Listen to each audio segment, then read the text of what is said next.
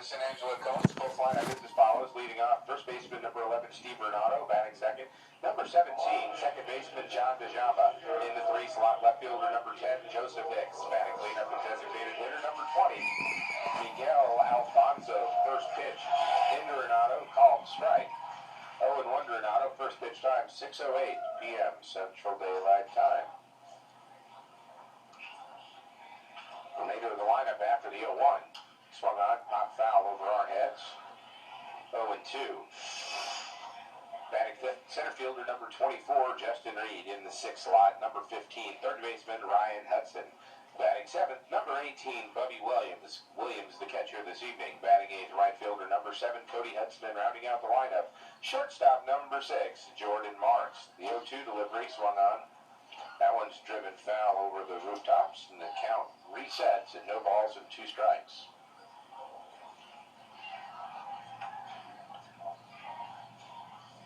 Renato comes in batting, 285 on the year, 10 home runs, 44 RBI.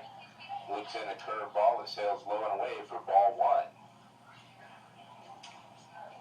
1. On the mound tonight for the Cats is Aaron Wilkerson. Welcome him back to the Fort Worth Cats team, which traded to a team in the Frontier League in late June.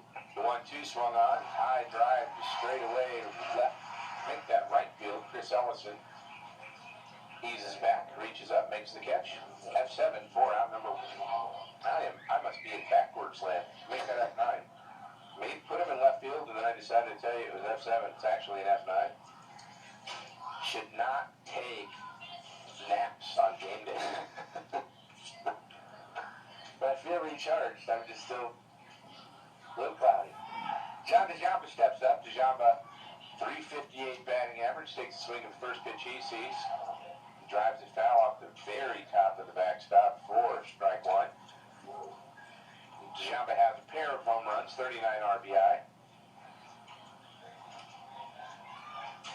I believe he is leading the league with that 358 figure. That he is.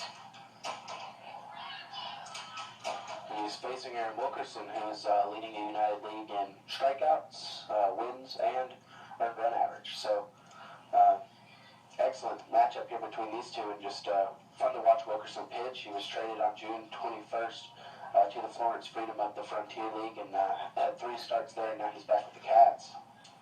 The 0-2 foul back to the screen. Like with Renato, will reset with DeJamba trailing in the count, no balls and 2 strikes.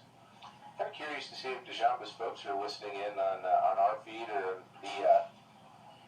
the Colts feed, as DeJamba played last year for the Cats. The 0-2. Fastball misses the lower outside corner for ball 1 ball and 2 strikes. Got a chance to meet some of his family last year as they were here. Good people. Then again, most baseball people are. The 1-2. That one's chopped foul, and that one hit DeJamba right on the inside spur of his ankle. He hit him so hard he dropped his bat. He'll have to walk that one off, and home plate umpire Casey Mosier will take a step out and collect that ball. Give DeJamba a little bit of time to recuperate there as he takes the stroll around the batter's box. DeJamba was a fan favorite while he was here in Fort Worth, to my understanding, and he's always polite, always the first one to say hello. So, I mean, if he's anything like his parents, they must be good people. Oh, and his energy is infectious, and he's one guy that I'm glad to see he's still in the game. I hated to see him leave the Cats. 1-2 pitch swung on a high drive to right field. That one's going to be out of the reach of Ellison. Hits the ground at the track. Ellison up with it. Overthrows shortstop Corey Mello. Backed up nicely by Greg Bachman. DeJamba with a double to right, 1 away. Colts have someone in scoring position as Joseph Hicks steps aboard. Well, not only is he a good guy, he's quite a baseball player too, DeJamba. As Joseph Hicks stands in with the runner in scoring position. Colts have a chance here to take an early lead, and they're looking to, if not sweep this series, at least try to get a series win if they have any shot of obtaining that second playoff spot, with the Cats clinching the first playoff spot on the road in San Angelo. Joseph Hicks takes the swing. The first one bounces back to the screen, and it looks to me that the Colts are taking after Wilkerson pretty hard. First pitch swinging on all three.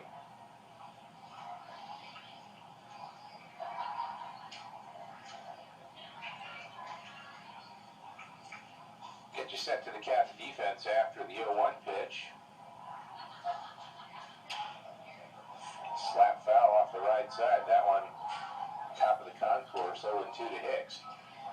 Defensively for the Cats, Cameron Monger in left field, not right field. Cody Bishop in center, Chris Ellison out in right.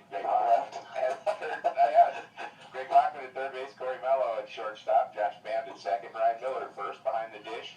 Directing traffic and flashing the signs is Luani Sanchez to number 12, right-hander Aaron Wilkerson, the pitch. High and inside, ball one ball and 2 strikes to Hicks. Hicks started to go around on that one and had to stop himself. He would have probably had that one bounce off his hands if he had followed through with it. It was up high and in. Would have been painful.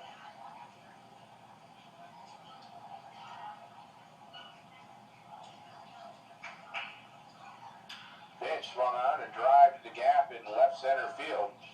Cody Bishop up with it as Jamba rounds third, throw into second base. Tag is applied, not in time. Hicks with the RBI double to center field. Back-to-back doubles gives the Colts a 1-0 lead. It looked like he reached for that. That seemed to be a little bit of a high and away pitch, and he extended nicely, got around. I'm not used to seeing Wilkerson get hit hard at all, especially early in the game. And if he can settle down here, and coast like he usually does with that great earned run average. Well, he's been with the Cats. It's 267. That leads the league. 8 wins and 1 loss in 12 games started with the team, and he's been very, very solid out of the rotation. Miguel Alfonso looks in the first pitch called strike. Casey Moser behind the plate calling balls and strikes. Darren Hare manning the base paths for the umpiring crew. Wilkerson sets, checks the runner at second, a double glance, and the pitch. Fastball catches the lower inside corner, called strike 2. No balls and 2 strikes to Alfonso. Well, he's given up 2 doubles, but he's gotten ahead of all 4 hitters that he's faced so far. Got him into 0-2 counts. 2 of them have been able to fight out of it after taking a ball, but if you can stay ahead of hitters for the entirety of a game, you've got a pretty good chance of shutting them down. At least it'll help your chances. Wilkerson checks the runner and the 0-2 pitch. Breaking pitch catches the inside corner. Alfonso gets rung up looking. Alfonso gave Casey Moser a look, and now he's back talking a little bit. Just ejected him when he brushed the dirt back from the batter's box. He kicked the dirt like you would see a person grooming the batter's box, and he kicked it right onto Casey Moser's leg behind the plate, and he immediately ejected him. You can't do that. It looked like intentional to me, and then he's arguing with him, saying that he didn't mean to do so, but looks to me like Alfonso's not going to be coming back in this game. He is the DH tonight, and now the third base coach and hitting coach Mike Goss is down to argue with Casey Moser, plead his player's case. Not argue. He doesn't look like he's arguing at all. He looks like he's maintaining an exceptionally level head through the whole thing. I would give you more the plead the case. Yeah, he was trying to plead his case. That's not going to bring his hitter back. Cleanup hitter gone after taking 3 pitches, all called strikes. Brings up Justin Reed, lefty back at 226. Takes the first pitch wide for ball 1.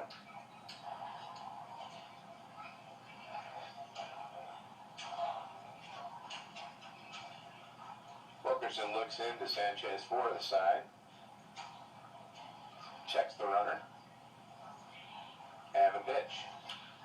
Chopper down the first base line. That one hops over Ryan Miller's glove. Travis Ellison up with it as Joseph Hicks trots in and touches the plate to extend the Colts lead to 2-0 on the RBI double to right. 3 doubles in the inning for the Colts. DeJamba, Hicks, and then Reed. And that one just out of the reach of Roy Miller. Made a nice attempt to snag that ball as it took a crazy high hop bounce to his left. And, Miller is not a natural first baseman, but we've seen him make tremendous athletic plays at shortstop and second base this year. That's a play he is capable of making, but it was hit with such power that it just got right past him. Nothing he could do about it for the double. I think the top spin on that, too, is that ball hit the ground and just leaped over the glove. Any other time, that's a routine one-hop ground ball. Mm-hmm. So Ryan Hudson steps in. Hudson takes first pitch called strike.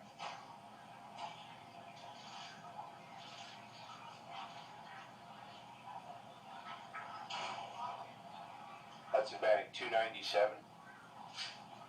Has 4 home runs, 21 RBI. Curveball misses along the way. Ball 1, 1 ball and 1 strike.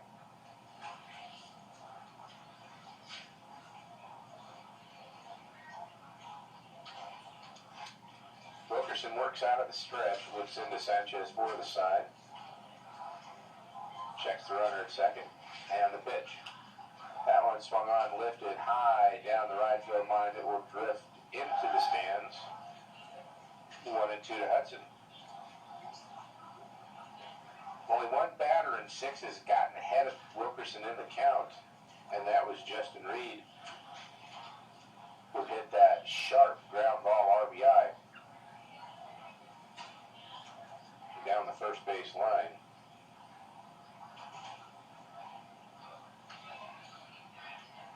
The 1-2 dips just a little low. 2-2 to Hudson. And for those fans thinking at home, well, the Cats are going to coast into this postseason already having clinched first place and home field advantage. That's not the case at all. They're at 47 wins now. Their goal is, they've set sort of a team goal unofficially. They want to reach 50 wins. They want to get 50 wins this season and really have a commanding presence in the postseason in that 5-game series. 2-2 pitch downstairs. Count now. 3 balls and 2 strikes. First Colts work the count full against Wilkerson on the ball game.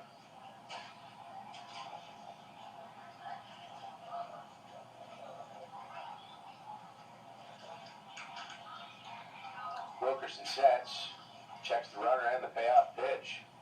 Lifted foul overhead. And you would figure by now, too, these two teams should be exceptionally familiar with each other coming off of a 4-game series in San Angelo. Cats lost game 1. Game 2 rained out, so they had a 7-7 doubleheader, which the Cats swept. And they won the last game of the series, too. They locked and loaded and took home game 4, winning the series. Wilkerson checks the runner and the pitch. That one swung on. A high pop-up to shallow right field. Ellison calls off Van. Makes the catch. And now I'll get it right. That is an F9 in your books. And that'll do it for the Colts here at the top of the first.